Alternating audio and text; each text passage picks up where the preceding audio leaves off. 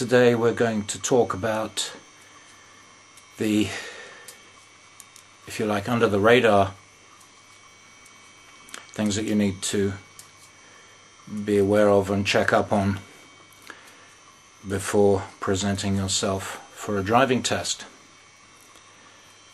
Now, in other videos we cover your actual driving techniques and so on, but now we're going to talk about the checks that you've got to perform on your car and a couple of other interesting points that will make a difference to your test. Now, as you're possibly aware, everyone will receive from the Department of Transport with their test appointment a sheet detailing final checks. So let's summarize these. First off, and we find that so many people are so tied up with their actual driving that they forget to check certain aspects of the car. I mean, yes, you're presenting yourself for the test, but so is your car. So let's talk about paperwork. You've got your current tax disc, which has to be up to date. If your car is eligible for an NCT, which has been in force now for 10 years, then you must show a current NCT certificate.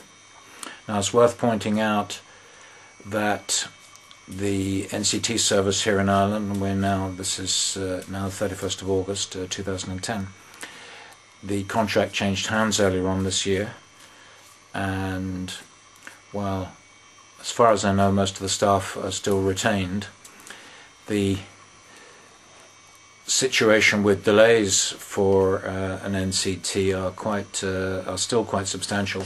They build up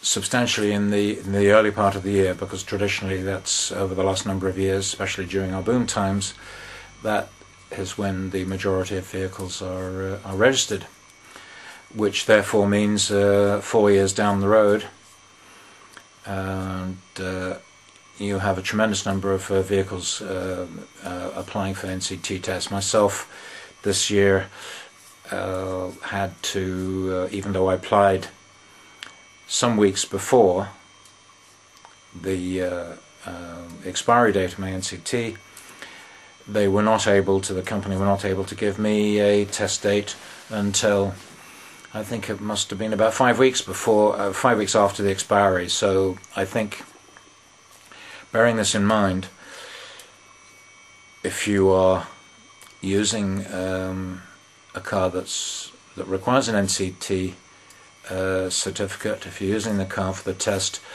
you should really be applying possibly 6 weeks or maybe even more ahead for your NCT. Now, I can't see the situation changing that much in the foreseeable future, so bear that in mind. And finally, your insurance disc. Now, while we don't get a whole lot of sunny weather here, it has been my experience in the past that insurance discs can sometimes fade in bright sunlight. For example, if you park your car in bright sunlight, don't be surprised if after a number of weeks the figures start to fade, the paper starts to fade, printing starts to fade. So if you have a faded disc and it can't be read, then your test won't take place. So it's up to you to make sure you get a replacement from an insurance company. So that's paperwork.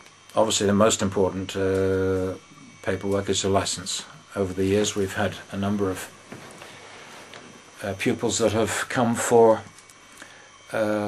lessons immediately prior to their test to find that their license says we're out of date, and it's far too late then to replace your license on the day of the test, or even a couple of days before. So that's paperwork. But there is another, I think, key aspect to success in a driving test, and that is the impression, or series of impressions that you create immediately prior to the test, starting with your arrival at the test center and all the way through to being called into the office, to showing your ID and answering the rules of the road questions, and on out into the car, doing your technical checks, and so on. So let's break. So you have an opportunity here to create a series of really good impressions if you give it a little thought and listen to what we're saying here. Conversely, on the other hand, you can create a whole series of really, really bad impressions before you've even started the engine in the car, and that's not a good thing. This will, excuse me, will not so much put an examiner on his guard, but an examiner, with each successive bad impression that you create, is going to be on his guard and will already have formulated an opinion of you, and that could certainly affect the outcome of the test. Okay, let's start with your test appointment time.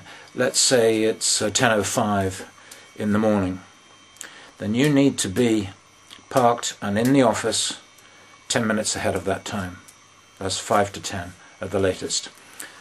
And sometimes you will be taken absolutely on the button. Sometimes they will be aware of you arriving a little early and might take you earlier, which can be an advantage. Could be in certain circumstances. You might just miss the biggest traffic jam in history by being a few minutes early. Second point, you need to be reversed parked in your space. To commence your test, when you arrive at the test center, you must be reversed in. And we find that most pupils, those that have not been successful with us over the years, invariably lose marks, in fact throw marks away on their reversing. So if you're not great shakes at reversing, when you're parking at the test center, there's nobody there with a video camera or a CCTV watching you. If it takes you several attempts to get reversed in correctly between the lines, then do so. It's infinitely more preferable than examiner coming out and finding you've parked in a cockeyed fashion. The same thing goes for when you're coming back at the end of the test. Take your time, line yourself up, and this time you drive nose in. So, reverse in to start, nose in to finish.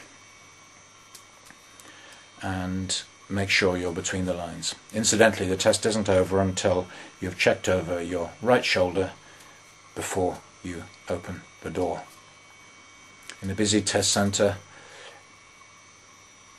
somebody could be coming in alongside you. They may be a little too close. If you do not check over your shoulder, you could lose a mark that could lead to you failing the test. So the test isn't over until you've checked that it's clear to open the door. So you then proceed to the office, sit there and wait, and you get called in. And the next impression you can create is having done your homework and are in a position to answer correctly the 15 or 20 questions on the rules of the road. Yes, it takes quite a lot of study to get this logged in up here. But if you, as point in question here, if you get 3 questions wrong, you've already lost 1 of your 8 marks. 8 marks, 8 grade 2 faults is the maximum. That's just a squeak through. 9 is a fail. So every mark is vital, and so everything you can do to avoid throwing marks away is essential. So having got through that part of the preliminaries, the examiner will say, okay, I'd like you to lead on to your car, proceed to your car. And as the examiner comes out, he will see you neatly parked, correctly reverse parked in, neatly parked. And worth pointing out here now, make sure your car is clean. I mean, give it a really, really good clean inside and out, particularly the windscreens inside, both front and rear. It creates such a good impression when a car is nice and clean. Now, I appreciate that you might have had to drive a few miles, and in the time, and especially in the winter months, autumn winter months with rain and mud and so on, the car may not be in a pristine condition. However, if I was having to come a long distance to a driving test, and I would suss out a decent car wash in the vicinity. There are a number there's usually going to be a car wash not too far away, so that's a point to bear in mind. This raises a very interesting little story from a few years ago, teaching a young lady pupil whose car was in a shocking state, and the first time we met was in the dark. It was autumn, winter months, but I could see that the car was in a mess, and I told her so, and I said, listen, get the car cleaned up. Oh yes, I'll do that. And each successive lesson the car was still in a unmentionable state.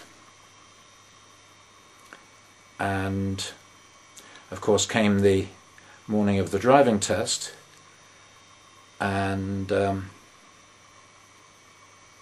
with her L plates firmly affixed to the car, she went into the car wash. The L plates were washed off. She didn't notice it, arrived at the test centre with no L plates, and yes, you've guessed it, the test didn't take place. So these are things which you need to take into account. In fact, it's a fact that several hundred drivers a year present themselves for a test with no L plates. I've had to help drivers who have arrived at a test centre while I was there with a pupil, and have pointed out that they're missing a rear L plate. Oh, it was there a few minutes ago. I said, well, you know, you're early, so you've got time to go down and to the nearby garage and replace them. I do carry spare plates with me, but invariably I give them out and don't get them back. But hey, that's all part of the service. I think that's it's a desperate thing to be able to do the necessary preparation and find you've no L plates on the day. So the car is clean. The next thing that you must have practiced, which creates a good impression, is being able to open the bonnet of the car without any fuss, without any bother, without any fumbling.